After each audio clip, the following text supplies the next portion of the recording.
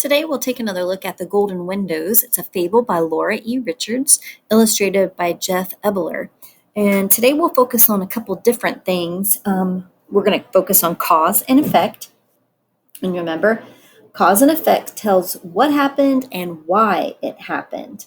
And good readers look for the cause and the effect in stories to help them understand the story better. We're also going to do a little compare and contrast. And comparing and contrasting helps us organize information better. Compare means we look for ways things are similar or the same. When we compare, we're looking for things that are the same. And when we contrast, we are looking for ways things are different. And by doing that, we can understand something new a little better. We are also going to take a look at plot, which is the beginning and the middle and the end of a story, and what happens in the story, such as the problem and the solution. And we are going to be taking a look at character today. Character is the person or the animal in the story. So we'll take a look at all of those things as we reread The Golden Windows. All day long, a little boy worked hard in and around his family's farm. At sunset each day, the boy would go to the top of a hill and look across at another hill that rose miles away. On the far hill stood a house with windows of clear gold and diamonds. They shone and blazed so that it made the boy wink to look at them. All right, so now we're going to stop right here and we're going to take a look at character. Characters in the story. We're going to look for details that describe the boy or tell about the boy, what he thinks, what he looks like, and what he says. Now it says that the boy looks at the house in the distance. And the boy looks at the house because it has golden windows. So I think that maybe he dreams or wonders about what this house is and what's inside. And I think this tells us that the boy is a thinker or a dreamer. So, and we can also tell something about the boy because it says he works on his family farm. And it says he works hard all day, day in and day out on that farm. So he's a hard worker. So those are some of the details that we know about the character by the things that the author has told us on these 2 pages. As we look at page 38 and 39, we're going to be taking a look at plot. So I want you to look for the beginning of the problem that's going to happen here on pages 38 and 39. So one day, the boy's father called him and said, "You have been a good boy. You have worked hard and you deserve a holiday. Take this day for your own, but try to learn something." The boy thanked his father and hugged his mother. Then he put a piece of bread in his pocket and started off to find the house with the golden windows.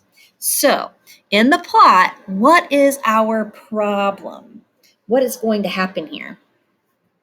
It says that his dad gave him a day off, and he said, "Take this day for your own, but try to learn something." So that's going to be the problem for the boy. He has to figure out what it is he's going to learn. That's our problem. That's the beginning of our plot. It was pleasant walking. After a long time, he came to a high green hill.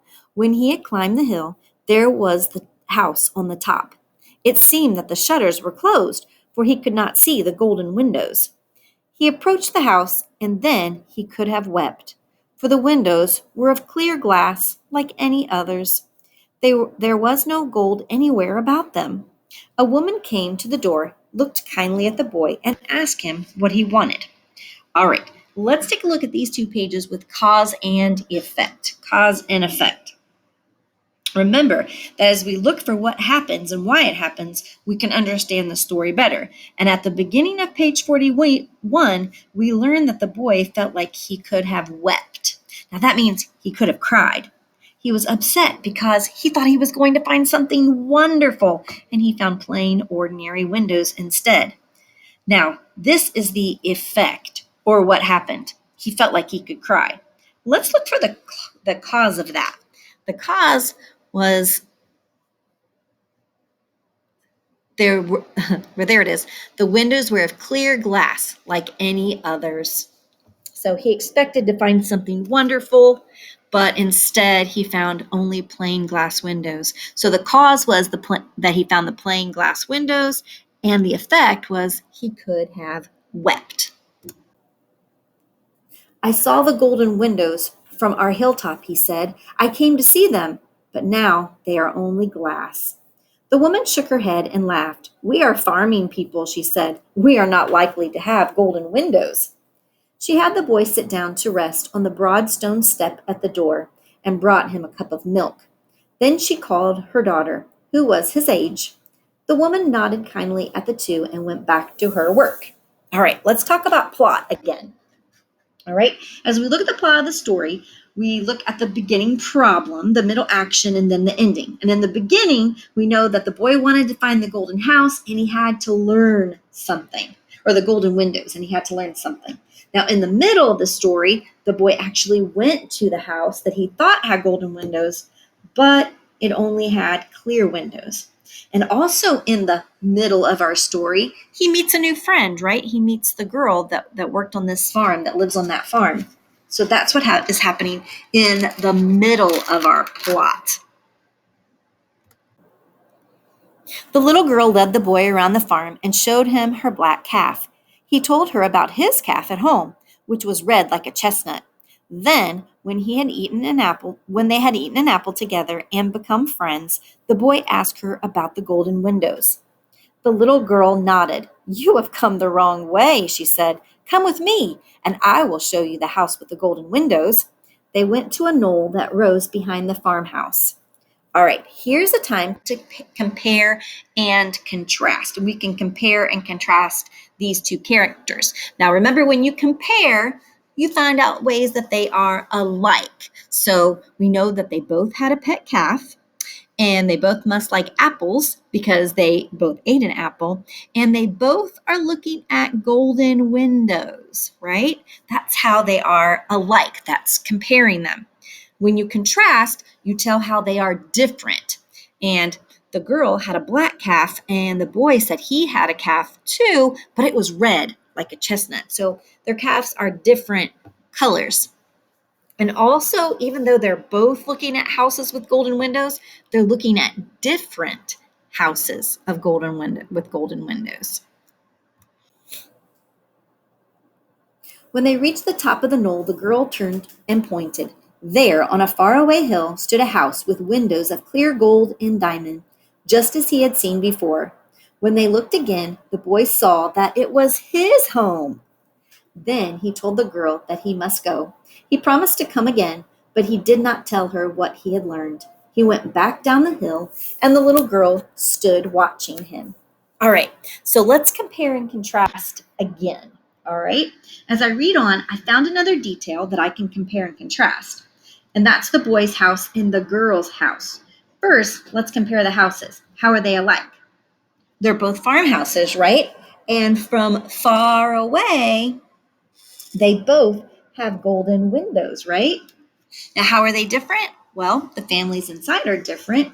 A boy lives in one house and a girl lives in the other house. The way home was long. It was nearly dark before the boy reached his house. The lamplight and firelight shone through the windows, making them almost as bright as he had seen them from the hilltop. When he opened the door, his father looked up and smiled from his seat by the fire. Have you learned anything? Asked his father. Yes, said the boy. I have learned that we have a beautiful home. All right, now is a good time at the end of the story to revisit plot. We learned about what was happening at the beginning. He had a problem. He was going to look for the house with the golden windows, and he had to learn something. And then in the middle, he journeyed to the house. He met the girl and made friends with her. And now let's talk about what is happening at the end of the story. The end of the story. At the end of the story, he returns home to his house with the golden windows, and he tells his family what he has learned. And he said he learned that they have a beautiful home. That's what happens at the end of our story. So that's the solution. He finds out that his house is indeed the one that has the golden windows. Before you go, I wanted to look at a few vocabulary words. There it is, the word holiday. Holiday. A day off from school or work. A vacation. Jesse plays at the beach on his holiday. Holiday. All right, we think of holidays like Christmas and Halloween and Thanksgiving and all those holidays, but holiday can mean something else. Holiday can mean a day off from work or school. So in the story, his father said, "You've worked hard and you deserve a holiday." So he deserves a day off.